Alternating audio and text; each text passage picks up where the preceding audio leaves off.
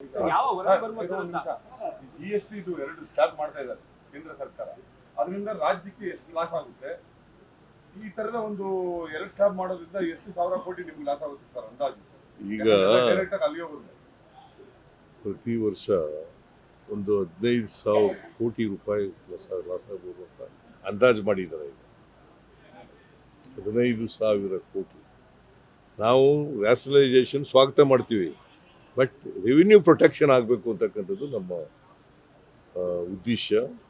ಅದಕ್ಕೋಸ್ಕರ 8 ರಾಜ್ಯಗಳು ಒಟ್ಟಿಗೆ ಸೇರಿ ಡೆಲ್ಲಿನಲ್ಲಿ ಚರ್ಚೆ ಮಾಡಿದ್ದಾರೆ. ರೆವಿನ್ಯೂ ಲಾಸ್ ಆಗ್ತಕ್ಕಂಥದ್ದನ್ನು ಮಾಡಿಕೊಡ್ಬೇಕು. ಸುಮಾರು 2.5 ಲಕ್ಷ ಕೋಟಿ ರೂಪಾಯಿ, 2.5 ಲಕ್ಷ ಕೋಟಿ ಇಡೀ ರಾಜ್ಯದಲ್ಲಿ ಈ ಮಾಡೋದ್ರಿಂದ ಆಗ್ತದೆ. ಸೊ 15,000 ಕೋಟಿ ಅಂತಂದರೆ it is not a small amount, it's a very big amount.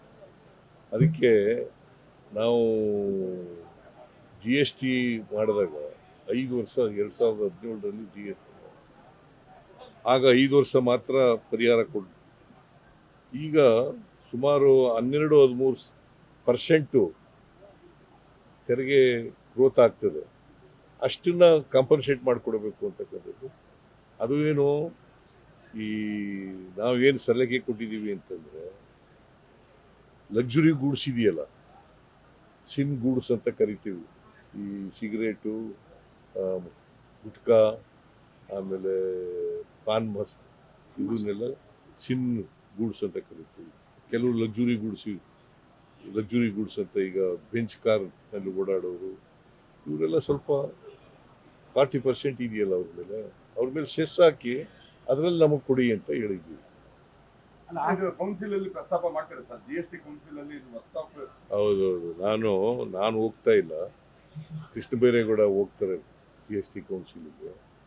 ಅವ್ರಿಗೆ ಹೇಳಿದ್ದೀನಿ. ಅವರೇ ಈಗ 8 ರಾಜ್ಯಗಳು ಹಣಕಾಸಿನ ಮಂತ್ರಿಗಳ ಜೊತೆ ಮೀಟಿಂಗ್ ಮಾಡಿದ್ದಾರೆ. 3-4 GST ಕೌನ್ಸಿಲ್ ಮೀಟಿಂಗ್ ಇದೆ, ಸೆಪ್ಟೆಂಬರ್ 3-4. ಆ GST ಕೌನ್ಸಿಲ್ನಲ್ಲಿ ಇದನ್ನು ಭಾಳ ಸೀರಿಯಸ್ ಆಗಿ ಪ್ರಸ್ತಾಪ ಮಾಡ್ತಾರೆ. ಆಸ್ತಿ ನೋಂದಣಿ ಶುಲ್ಕ ಇವತ್ತಿನಿಂದ ಹೆಚ್ಚಾಗಿದೆ ಕರ್ನಾಟಕ. ಆಸ್ತಿ ನೋಂದಣಿ ಮುದ್ರಾಂಕ ಶುಲ್ಕ ಇವತ್ತಿನಿಂದ ಹೆಚ್ಚಾಗ್ತಾ ಇದೆ ಕರ್ನಾಟಕ.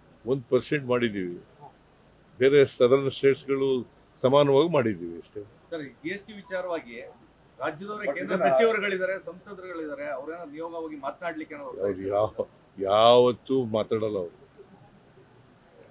ಅದರಲ್ಲೂ BJP-ಯವರು ಇದ್ದಾರಲ್ಲ, ಈಗ ನಮಗೆ 11,950 ಕೋಟಿ ರೂಪಾಯಿ ನಷ್ಟ ಆಯಿತು, ಪ್ಲಸ್ 5,300 ಕೋಟಿ ಕೊಡ್ತೀವಿ ಅಪ್ಪರ್ ಕೃಷ್ಣ. ಯಾವತ್ತಾರು ಮಾತಾಡಿದಾರ?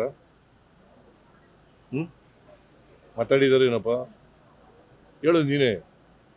ಈಗ BJP-ಯವರು ಧರ್ಮಸ್ಥಳಕ್ಕೆ ಎಂಥದ್ದು ಧರ್ಮಯಾತ್ರೆ ಅಂತ ಮಾಡ್ತಾ ಇದ್ದಾರೆ. ಯಾವತ್ತಾರು ರಾಜ್ಯಕ್ಕೆ ಅನ್ಯಾಯ ಆಗಿದೆಯಲ್ಲ, ಯಾವತ್ತಾರು ಮಾತಾಡಿದಾರ?